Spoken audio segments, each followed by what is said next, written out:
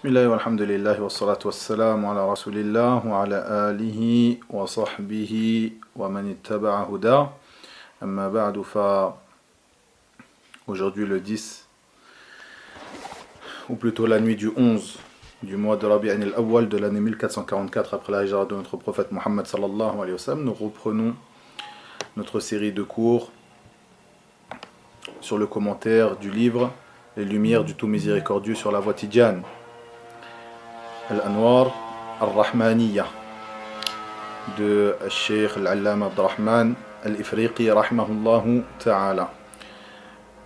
Nous entamons aujourd'hui la 8e assise après avoir arrêté cette série de cours pendant plusieurs mois. Nous reprenons donc ce cours en commençant par ce chapitre intitulé, ou qui fut intitulé par l'auteur, Allah Tabaraka wa Ta'ala a parachevé cette religion avant la voie Tidjane et autres. Ici, nous sommes toujours dans cette introduction, cette longue introduction faite par Cheikh Al-Allama Abdurrahman Al-Ifriqi, qui est très importante et de laquelle nous avons tiré nombre d'enseignements jusqu'à présent, où ce dernier pose les bases de la réfutation. Car avant d'évoquer les égarements de la voie Tidjane, qu'il évoqua en plusieurs points, lesquels nous entamerons, Inch'Allah ta'ala, au prochain cours, voire au cours d'après, Inch'Allah. Avant de rentrer dedans, dans ces égarements, et de les évoquer et de les réfuter, il, comme je l'ai rappelé dans les cours précédents, il, rahimahullah ta'ala, posa les bases de cette réfutation, en évoquant plusieurs introductions, ou une longue introduction détaillée en plusieurs chapitres, dans lequel il invite la personne qui lira cette réfutation, il l'invite au suivi de la sunnah du prophète Muhammad sallallahu alayhi wa sallam, loin des dissensions et des divisions qui ont été apportées par ces groupes et sectes égarés, dont la secte Tidjane fait partie. Et sa méthodologie qu'il emprunta dans cette introduction est une méthodologie à bien étudier et à bien comprendre, car elle est remplie de sagesse et de science, comme je l'ai évoqué à de maintes occasions dans les 7 premiers cours de notre commentaire de ce livre. Revenez donc à ces cours qui sont passés afin de bien comprendre la suite du livre. Comme je l'ai dit, le cours d'aujourd'hui marquera la fin de cette longue introduction. Le cours d'aujourd'hui ou le cours de la semaine, non la semaine prochaine, mais la semaine d'après, puisque le cours est dispensé une fois toutes les 2 semaines. Revenez donc à ces assises précédentes afin de bien comprendre cette méthodologie et d'apprendre de cette méthodologie la manière de faire des réfutations aux gens de l'innovation. Une manière qui est empreinte des fondements des gens de la sunna, ici faite par notre cheikh Abdurrahman Al-Ifriqi rahimahullah ta'ala. Ce grand savant qui était Abdurrahman Al-Ifriqi rahimahullah ta'ala, qui lui-même a fait partie au début de sa vie, lors de sa jeunesse, de cette voie Tidjane. Lui comme autre que lui, comme par exemple Cheikh Mohammed Taqiyuddin Al-Hilali Al-Maghribi Al-Allama rahimahullah ta'ala, comme je l'ai évoqué à de nombreuses reprises précédemment. Ici, Al-Cheikh nous dit: Allah a parachevé cette religion avant la voie Tidjane et autres que la voie Tidjane. C'est-à-dire que Allah Tabaraka wa Ta'ala a parachevé sa religion, ceci avant l'innovation de la voie Tidjane, comme l'innovation de toutes ces autres voies et sectes et partis qui ont été innovés dans la communauté du prophète Muhammad sallallahu alayhi wa sallam. Allah Tabaraka wa Ta'ala nous dit: Aujourd'hui, j'ai parachevé pour vous notre religion, dans le sens de ces paroles bien sûr. Aujourd'hui, j'ai parachevé pour vous votre religion et accompli sur vous mon bienfait et j'agrée l'islam comme religion pour vous. Al-yawma akmaltu lakum dinakum wa atmamtu alaykum ni'mati wa raditu lakum al-islam dina. Puis il nous dit, al-Cheikh rahimahullah, et le prophète sallallahu alayhi wa sallam a dit, je vous ai laissé deux choses. Vous ne vous égarerez pas aussi longtemps que vous vous y cramponnerez. Le livre d'Allah et la sunna de son messager, sallallahu alayhi wa sallam. Le cheikh nous dit ici, rapporté par Malik dans Al-Muwatta. Bien sûr, ici, c'est le takhrij de al-cheikh et d'après ce qu'il rappelle dans son livre, et bien sûr, autre que Malik, l'imam Malik dans son Muwatta a rappelé a évoqué ou a rapporté ce hadith. Mais ici, nous voyons, comme nous l'avons vu précédemment, que al-Cheikh évoque souvent des livres de Al-Malikiyya ou des livres qui sont acceptés chez Al-Malikiyya, c'est-à-dire les musulmans qui s'apparentent à l'école juridique de l'imam Malik ibn Anas al-Asbahi, rahimahullah ta'ala, qui est mort en 179 de l'Hégire. Rahimahullah azza wa jal, ce grand imam, l'imam Malik. Pourquoi? Car, premièrement, le cheikh vient d'un pays où la majorité des gens s'apparentent à cette école juridique. Donc, le cheikh Abdurrahman al-Ifriqi, comme vous l'avez su dans sa biographie, est malien d'origine. Puis, ceci fait partie de la sagesse que le cheikh a emprunté dans sa voie ou que cheikh a utilisé dans la voie qu'il a empruntée dans cette réfutation, car il s'adresse, comme vous l'avez su, pour ceux qui ont assisté au premier cours, à des gens qui sont venus lui demander à propos de la voie tidjane, et ces gens étaient pour la plupart des gens qui viennent de son pays et des pays avoisinants, donc des gens qui s'apparentent à cette école juridique, de même qu'il sait très bien que beaucoup la voie tidjane est répandue dans ces pays qui s'apparentent pour la majorité à cette école juridique. Donc, comme on l'a dit précédemment, l'Algérie, le Maroc, la Mauritanie, le Mali, le Sénégal, le Soudan, qui sont des pays où la voie tidjane est très très très répandue. Et ce sont des pays qui s'apparentent à l'école juridique de l'imam Malik. Donc ceci fait partie de la sagesse dont fait preuve al-Cheikh dans sa réfutation ici. Le fait qu'il rapporte beaucoup des livres connus et reconnus chez les gens qui empruntent, qui s'apparentent et s'affilient à cette école juridique. Donc il dit ici, rapporté par l'imam Malik, dans Al-Muwatta. Puis il dit, et l'imam Malik, qu'Allah lui fasse miséricorde, a dit, l'âme du messager d'Allah a été reprise après que cette religion ait été complétée et parachevée. Et il ne nous incombe que de suivre les traces du messager d'Allah, sallallahu alayhi wa sallam, cité par Ash-Shatibi dans son livre Al-I'tisam. Écoutez bien cette parole de l'imam Malik qui est très importante lorsque Al-Cheikh pose les fondations de sa réfutation au Tidjane. Il veut leur faire comprendre que la voie tidjane, comme autre que la voie tidjane, n'était pas présente lors de la fondation de cet édifice qu'est cette charia de l'islam, c'est-à-dire lors de l'envoi de notre prophète Mohammed sallallahu alayhi wa sallam, et ce jusqu'à sa mort. Elle n'était pas présente. Pourtant, Allah azza wa jal nous dit qu'il a parachevé sa religion. Et le prophète sallallahu alayhi wa sallam nous dit, je vous ai laissé deux choses, vous ne vous égarerez pas aussi longtemps que vous vous y cramponnerez. Le livre d'Allah et la sunna du messager d'Allah sallallahu alayhi wa sallam. Cette voie tidjane n'était pas présente à cette époque-là, plutôt, comme vous l'avez su dans les premiers cours, a été innové des siècles et des siècles après la mort du prophète Mohammed sallallahu alayhi wa sallam. Et comme vous le saurez dans les cours prochains, ces fondements qui fondent cette voie tidjane, comme vous le verrez dans les cours prochains, ne tiennent absolument pas sur la sunna de son messager sallallahu alayhi wa sallam.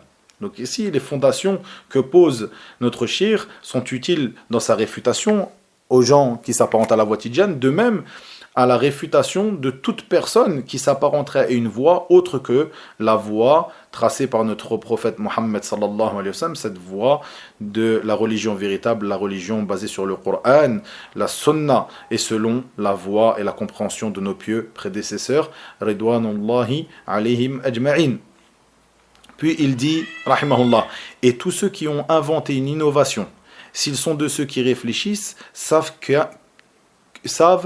immanquablement qu'ils n'ont pas cru en la parole d'Allah. Aujourd'hui, j'ai parachevé pour vous votre religion et accompli sur vous mon bienfait, et j'agrée l'islam comme religion pour vous. Car s'ils y avaient cru, ils n'auraient pas innové. S'ils avaient cru fermement à la parole d'Allah Azzawajal, que ce dernier, tabaraka wa ta'ala, a parachevé sa religion, ils n'auraient pas innové.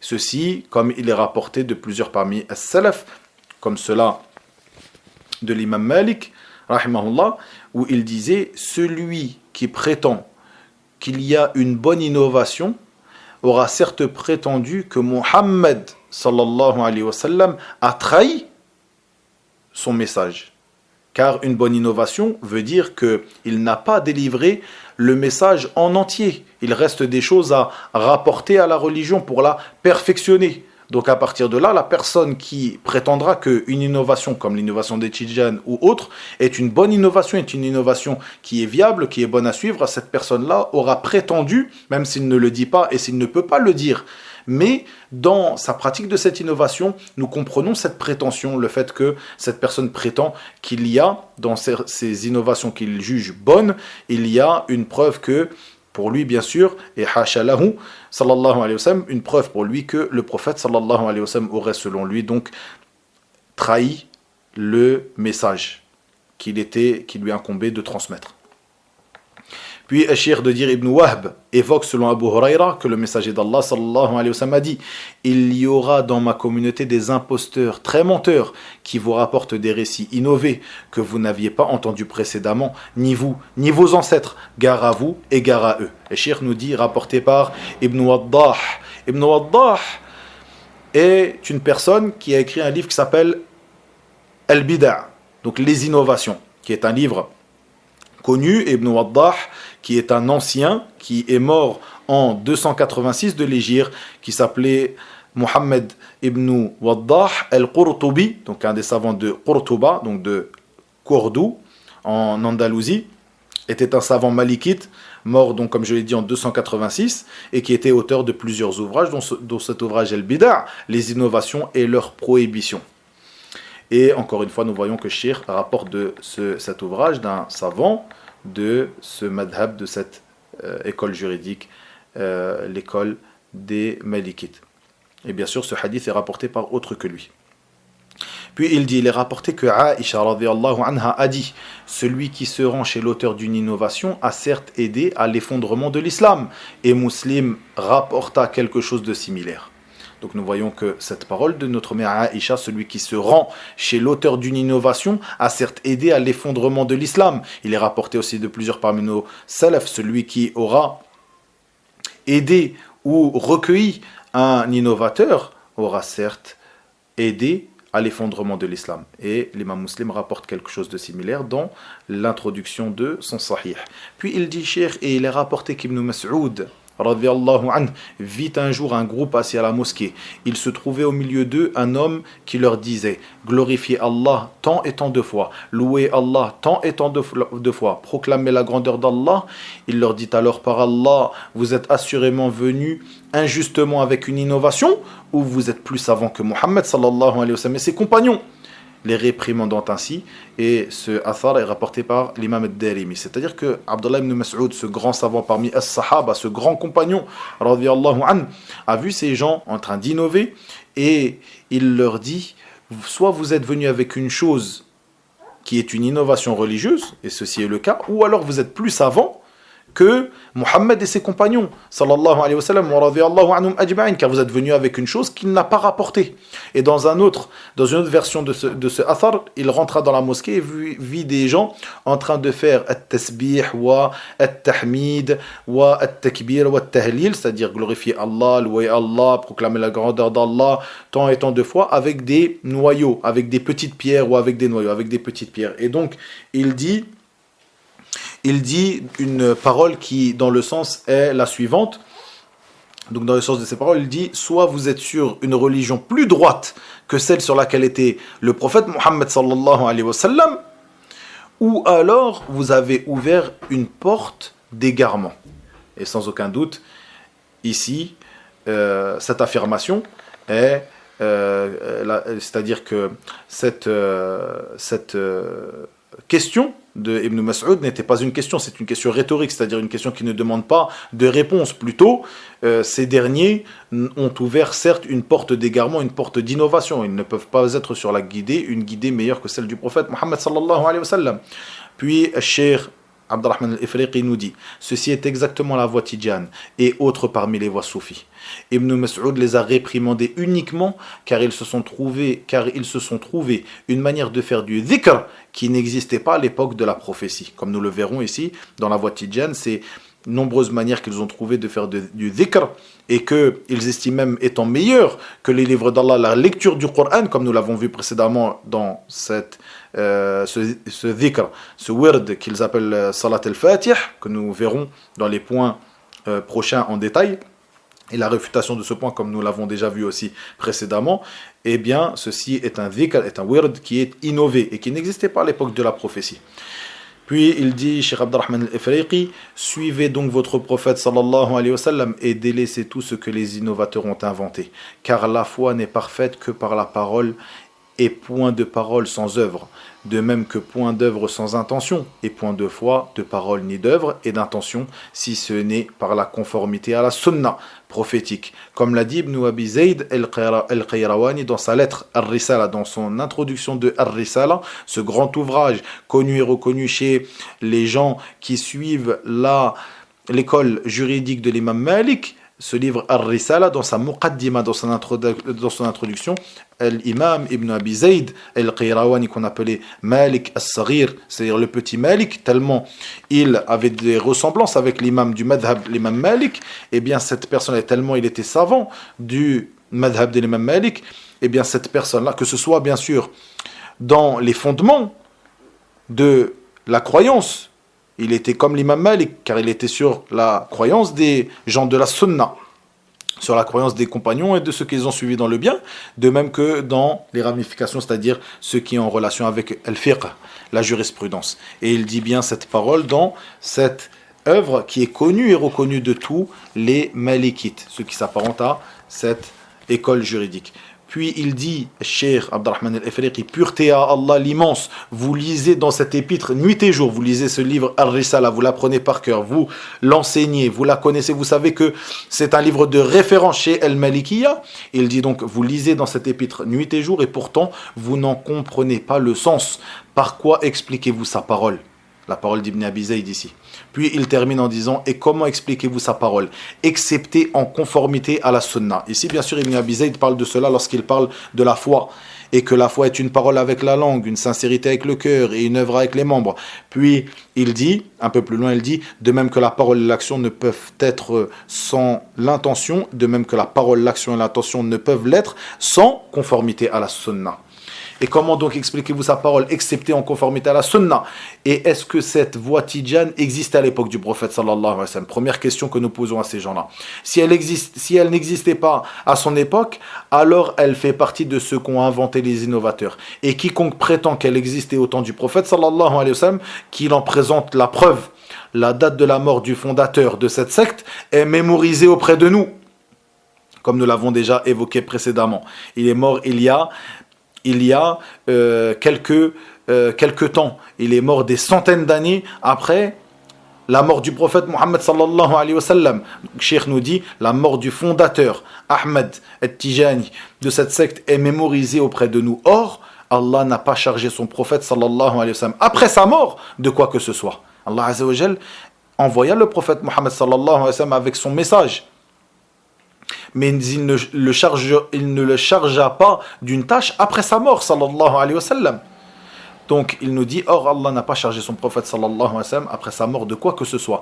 Et ce dernier n'a rien laissé de ce qu'on lui a ordonné de transmettre sans l'avoir transmis durant sa vie. Revient à l'exégèse de surat An-Nasr, le secours, non pas comme le prétendent les partisans Tidjan. Donc cette sourate An-Nasr qui annonce la mort du prophète sallallahu alayhi wa sallam et le fait qu'il a délivré son message sallallahu alayhi wa sallam, lorsque tu vois les gens rentrer en masse dans la religion d'Allah tabaraka wa ta'ala, et non pas comme le prétendent les partisans Tidjan qui le prétendent avec leur langue ou avec leurs actes, lorsqu'ils prétendent que leur voix est une religion et la religion qui est à suivre, alors que c'est la religion, cette religion-là, la religion des Tidjan, n'est pas la religion sur laquelle était notre prophète Mohammed sallallahu alayhi wa sallam, ni ses compagnons, ni ceux qui l'ont suivi dans le bien.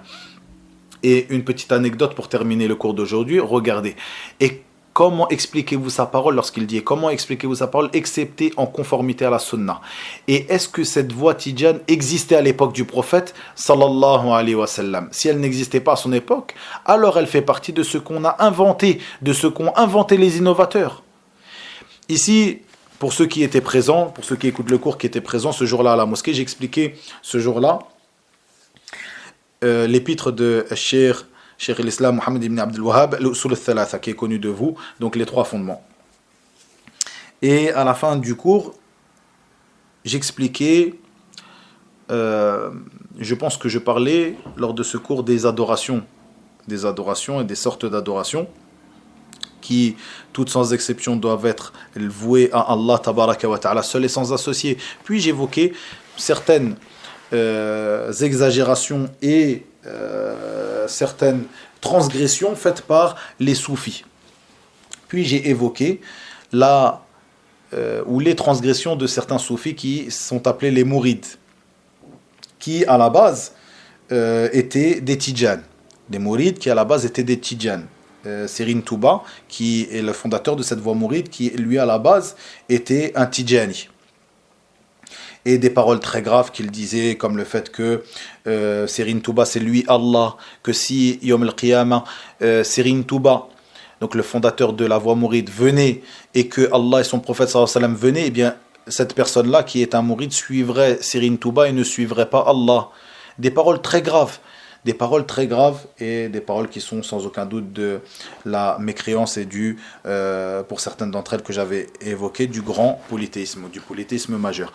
Ici, simplement pour dire que certaines personnes qui assistaient ce jour-là, puisque j'avais évoqué cette parole entre l'adhan et l'iqama, certaines personnes qui assistaient, qui n'avaient pas l'habitude d'assister non plus dans notre mosquée, certaines personnes se sont interpellées, car ce sont des gens qui s'apparentaient à cette voie mouride.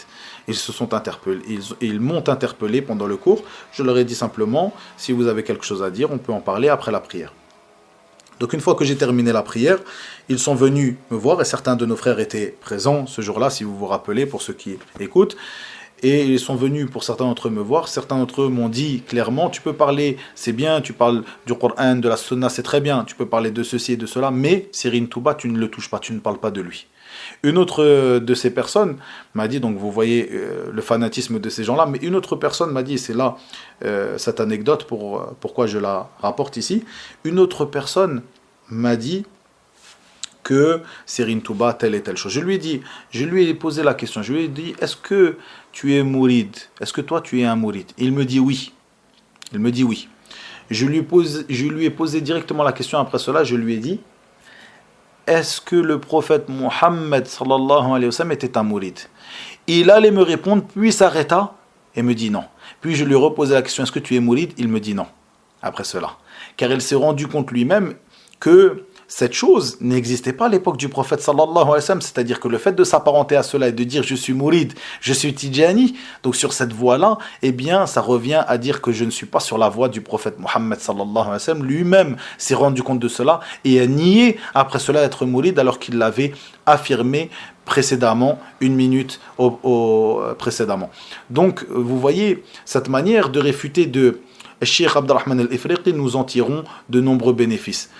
Et comment expliquez-vous donc sa parole? Et comment expliquez-vous sa parole, excepté en conformité à cela? Est-ce que cette voie tidjane existait à l'époque du prophète sallallahu alayhi wa sallam? C'est avec cela, lorsque tu veux réfuter certaines, ou en fait l'ensemble des innovations, mais certaines de ces personnes donc, qui s'apparentent à ces innovations, la première des choses c'est de leur demander est-ce que cette chose a été pratiquée par le prophète sallallahu alayhi wa sallam? Est-ce que cette chose, cette voie existait à l'époque du prophète sallallahu alayhi wa sallam? Si tu me dis oui, tu es un menteur, il y a des preuves qui viennent contredire cela, ou tu n'as pas de preuves à apporter pour argumenter cette prétention.